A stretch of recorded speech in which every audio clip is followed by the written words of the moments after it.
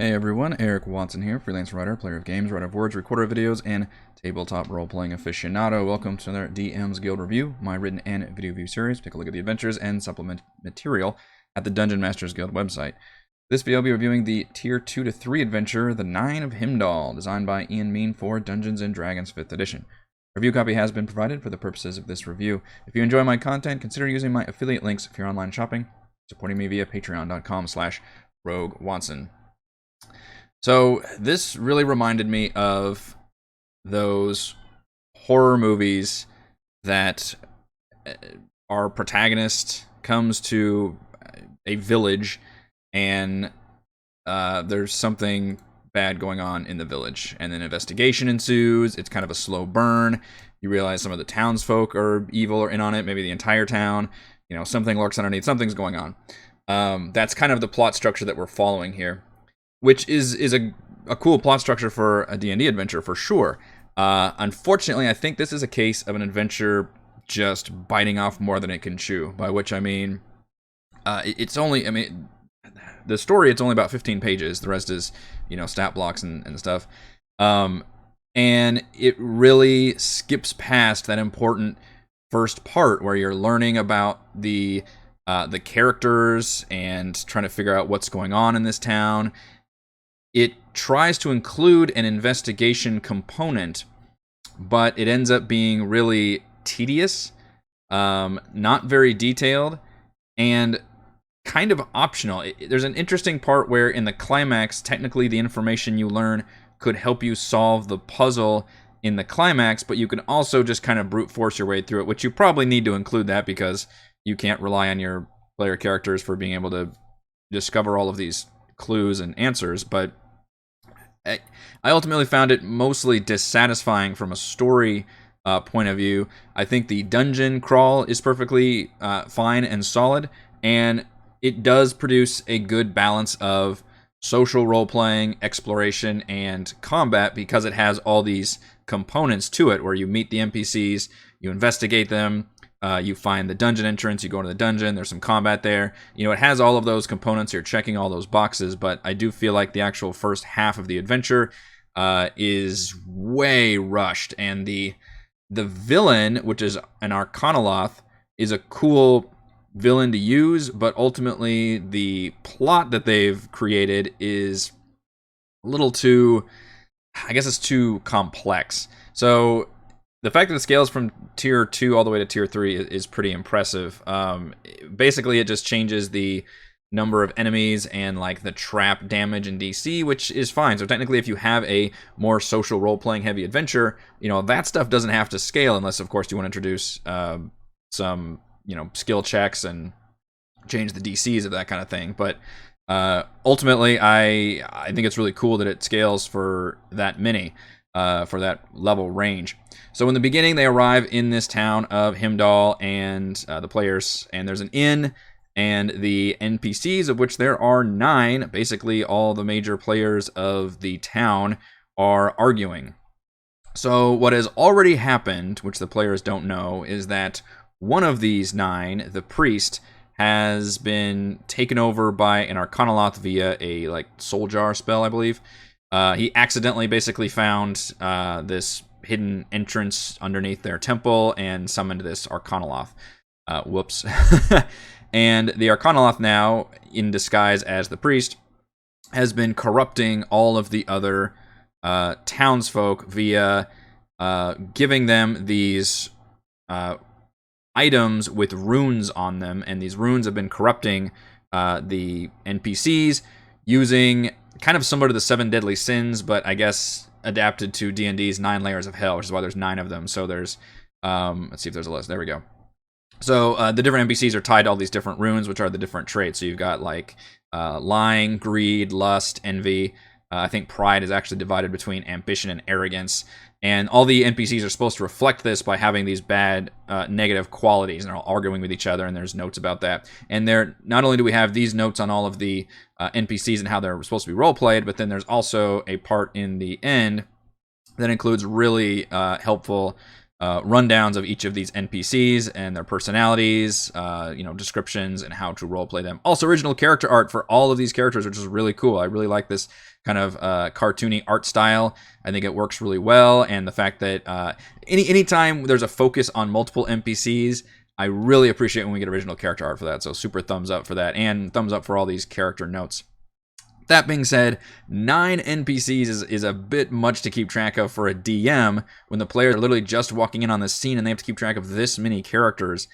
And then we get to the player point of view where they have to then investigate basically all these NPCs. So that's the one scene we get, right, is the little scene in the inn. And it's really up to the DM. There's not like notes about scripted events or anything. It's just here's how everybody role plays. And then the second act, which happens immediately after, basically they take a long rest, is the Arcanoloth then sends out these Mezzoloths and doppelgangers. The Mezzoloths are kidnapping the people which have been corrupted via these runes and replacing them with doppelgangers, essentially as a way of saying, oh, these people aren't missing, they're still there. So the doppelgangers are basically working for the Arcanoloth.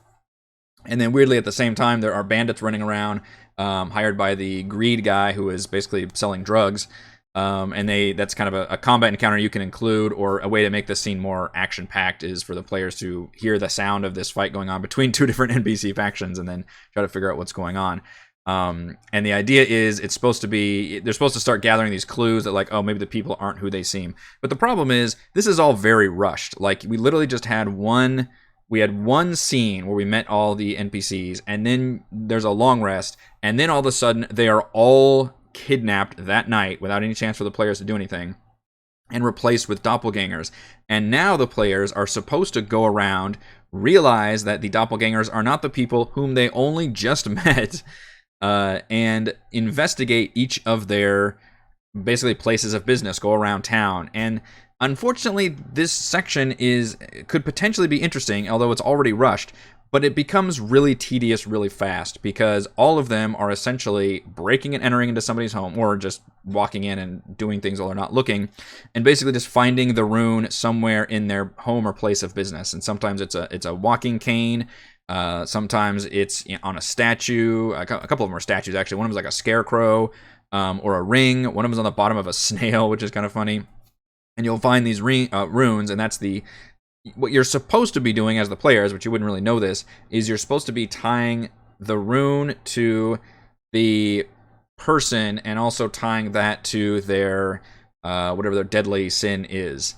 And that will come into play sort of at the end final battle combat puzzle, that part's kind of interesting. But again, I think this is too tedious.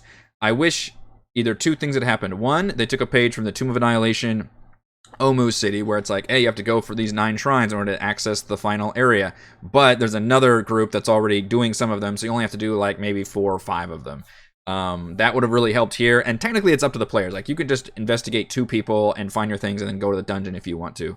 And there's not really a good payoff if you end up investigating everybody, I feel like. And there's also there's no notes for like, what if you confront the person and you realize they're a doppelganger? Like there's no information there. The whole thing is just about finding these runes, essentially, which is it just doesn't play into the plot strongly enough for this whole act. So I feel like we were kind of missing some steps along the way in order to make this a more interesting, longer adventure, or do the opposite and scale it down to the appropriate size of this adventure and say, okay, you only have to really investigate, maybe we've kidnapped all but like 2 people, and now the last person we tried to kidnap went wrong, and that's when the players show up, and then they realize, okay, some other people have been kidnapped. They get information. Just move the story along rather than having to go investigate every single person. Or maybe you only have to investigate 2 or 3 people for whatever reason. I didn't like the idea of having to go around to all of these people, and ultimately none of these investigations are very satisfying from a thing to do point of view. They are all just go to a place, make a check, find the rune, and then leave. That's it. The entire goal is to make it to this temple, which has multiple entrances and is essentially a dungeon crawl, which at this point the adventure gets a little better. So I was a little annoyed with the investigation part and how quickly we moved through it and how tedious it is. The actual dungeon crawl, I think, is much more satisfying. We get a really interesting map. So this uses an isometric map which I don't see very often. I'm a big fan of from a pure just art standpoint. I think they're a lot of fun. I think it's the Jason Thompson maps that do the really fun, like, giant adventure maps of showing the actual, like, a sample party going through these classic D&D adventure modules, and just a ton of fun. And this kind of reminds me of that art style. So it looks absolutely amazing. It's a great map. As somebody who plays on a virtual tabletop, it's not something I can actually use, so that's a big bummer. But weirdly enough, we do get a top-down battle map for the actual final combat scene, which, as I can scroll down, is right here. So this one is a top-down battle map. So just weird that we didn't get one for here, but I do really think these are sexy looking maps, and I absolutely love to have them. So I'm not going to include maps as a con because I just can't, and the fact that we got at least one good top-down battle map. I do like that we have multiple entrances here, including going down a well in the town. Always check the town's wells. There's always shit down there. Finding the entrance that the priest originally used in the temple, which involves manipulating one of the statues there. Or finding a place where the kobolds dug out an area to get down to this dungeon. Now, the dungeon uses kobolds as the Arcanoloth uses kobolds as kind of like slave labor. It allows the DM to employ the use of a lot of traps, I guess, a lot of kobold traps. But again, we're talking level 5 to level 15. I don't want to see kobolds in these level ranges. I just don't. Like, give me some more interesting monsters to use, more intelligent monsters, more powerful monsters. Kobolds are so overused. They're only probably behind goblins in terms of how often players see them, and they're very solidly tier 1, so I was bummed to see kobolds used here. We do see Mezzaloths used as minions, and there's a shield guardian that's kind of, making sure the kobolds stay in line and do their work, and obviously the Arcanoloth boss, but I would have liked to see something a little more interesting than just kobolds as minion fodder here. You can see where the traps and enemy encounters do scale for levels, which is really cool. Again, it's a very impressive level range, and because we have kobolds, we have a lot of traps set up.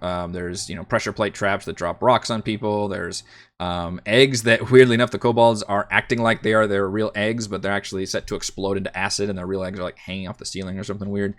Just a lot of fun traps for to screw your players over with.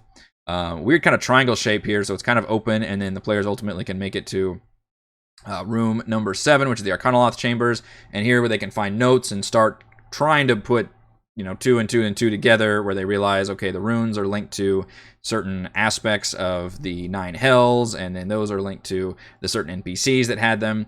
And this comes into play during the final battle, which is a ritual that honestly reminded me of 13 Ghosts a lot, where you had to have different all the NPCs have been captured. Again, they were captured in the beginning of Act 2 during that long rest, all successfully. So they're all trapped in these cages around where the Arcanoloth is staying in the middle and has a giant dome shield where it is doing this ritual. And every round, one of the townsfolk NPCs is killed, and the life force is used to ultimately summons up Asmodeus, I believe, is what the Arcanoloth is after. So the goal of the players is they see, which this is the DM version of the map, by the way. The player version of the map does not have the colors in the cages. You do see, however, the colors and runes on the platforms. So the idea here is you're supposed to stand on these platforms, and then that will deactivate certain cages. Now, the players, again, they only know the runes they're standing on, and they can see the NPCs in the cages. So all of this investigation, what is supposed to happen is allow them to link, okay, this rune must go to this NPC, and therefore I'm going to step on this one to deactivate this cage. Which is interesting, because in order to shut down the force field, you have to deactivate 2 cages which are next to each other. And it does mention, thankfully, in the description that you're supposed to, as the DM, make sure to explain this very clearly to your players as they step on one and deactivate one, say that, basically this isn't enough, the other ones nearby can compensate for the shield, but the fact that you see them compensating, so that should be a clue to the players, like, okay, we need to deactivate 2 of them next to each other, and that will then turn off the entire shield. Meanwhile, the Arcanoloth can actually cast spells. It doesn't need to use its action to keep the ritual going, as long as it's in the circle, and it can still fire off all of its spells, which is a huge spellcaster. The base Arcanoloth, by the way, is CR 12. However, it does scale for different party levels, and has different Arcanoloth stat blocks, going from CR 7, 9, 12, and 15, which is interesting. However, weirdly enough, it has no minions here. It does say it will summon the Shield Guardian, which is up in this room, all the way up in 5. But like, how many rounds does that take? Like, why doesn't it have a shield guardian with it? You know, that part's kind of weird. And then it says it can summon Mezzaloths, although the Arcanoloth stat block, only the more powerful ones let it summon additional Arcanoloths. So I really needed more details on like, okay, what kind of minions are here? When do they appear? And how does this work? Because I don't care how powerful your boss is or how good your combat puzzle is. You don't need to have, you should never have just one boss against a full party of players. You need something else. So I would have preferred to just out of the gate, we start with some more minions that immediately start attacking the players and start basically hampering them while they're trying to jump across, all of these areas and step on these runes. The players could totally brute force it. And weirdly enough, if I'm reading this correctly, if you have two players that just exit, because again, here's the doors, that there's two double doors that lead out into this lava chamber, and they stand on the purple and orange runes just by accident, then they will deactivate two of the ones right next to each other and instantly solve the puzzle. I don't know if that's just a weird oversight from the designer's point of view, that they put the two closest ones that can be deactivated together, so the players could just accidentally brute force this puzzle and really not even care about any of the rune stuff, but I thought that was a little bizarre. So I like the idea. In theory, I don't know how it would work in practice and how frustrating it would be for the players to be able to tie these runes into the certain NPCs, and a lot of it depends on how much time we spent in those first 3 acts, and I don't know how effective those first 3 acts were in terms of endearing the players to these NPCs, in terms of teaching them, the different aspects of hell that they were essentially adapting or impersonating. And if the players realize, okay, each of these runes is then tied to that aspect, and then these aspects are tied to the NPCs. It's difficult to say. I think the idea, so in other words, I think the idea is cool. It's a good concept. I don't know about the execution so much, and maybe there need to be more obvious things, or just either not rush the beginning one, or do the opposite and don't rush it, but include more story and allow more time to pass. The players slowly learn more and have more interactions with these NPCs and discover, more evil underpinnings happening. Instead, it's like we get that initial, it's like if you took that horror movie I just described, where it's, you go to the village and discover something wrong. If that entire first half of the horror movie was condensed to like 15 minutes, and then like the next 15 minutes is the players essentially finding the final chamber that the last, act of the horror movie takes place in. It's a neat concept, but I just don't know so much about the execution ultimately. All right, let's go over my pros and cons for the Nine of Himdal. Pros: it does feature an excellent balance of role-playing, exploration, and combat, despite some of my misgivings, which we'll get to in a second. It does check all those boxes very, very effectively. Oddly enough, even the dungeon itself, I feel like, isn't necessarily that combat heavy, and I feel like it could be, because everything before that was very much non-combat heavy. There's a whole lot of social role-playing and exploration. Pros: the dungeon has multiple entrances and a final showdown with an interesting combat puzzle. I think it's a cool idea. With having to step on the runes and deactivate these portals, I think it needed to be a little bit more work in terms of more minions for the Arcanoloth, perhaps.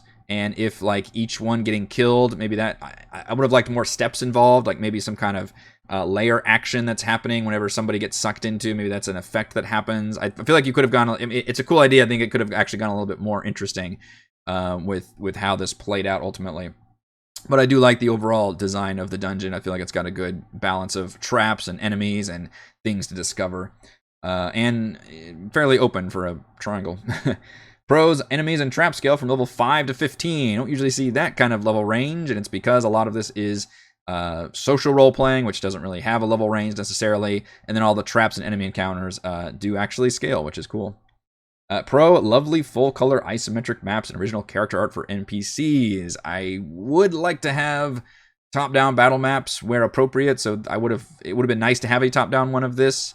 But I can't complain about how good this map looks. It's really nice. And yes, we do, by the way, get separate full-color PNGs of these maps. This embedded map is not the only one we get. We get full-color versions of all the player and DM maps, so big thumbs up to that.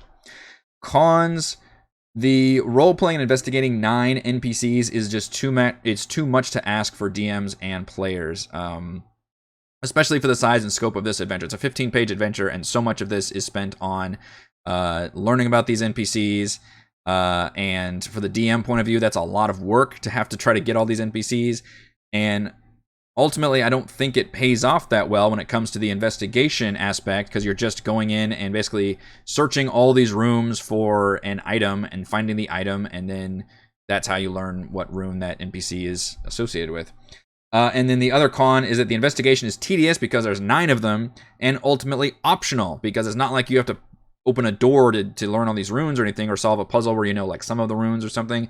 Instead, well, I guess that is the puzzle, but it's the puzzle during the combat encounter, and you could just brute force it. And again, the main problem I have is the fact that the purple and orange runes are the first ones at the top, so if you just accidentally step on those trying to figure out what's going on, you're going to unlock these 2 right next to each other, and that will then deactivate the portal, and then Bob's your uncle, you can go in and beat up on that Arcanoloth. So I don't know if that was just a weird oversight. Maybe I'm misreading what the colors and how they're associated with work, but that seemed like odd to put the 2, because that's the whole goal, is to deactivate 2 of them, and it seems weird to put them both as the first starting runes, assuming the party splits up and goes out both doors. Maybe I'm asking too much of the party to think like that.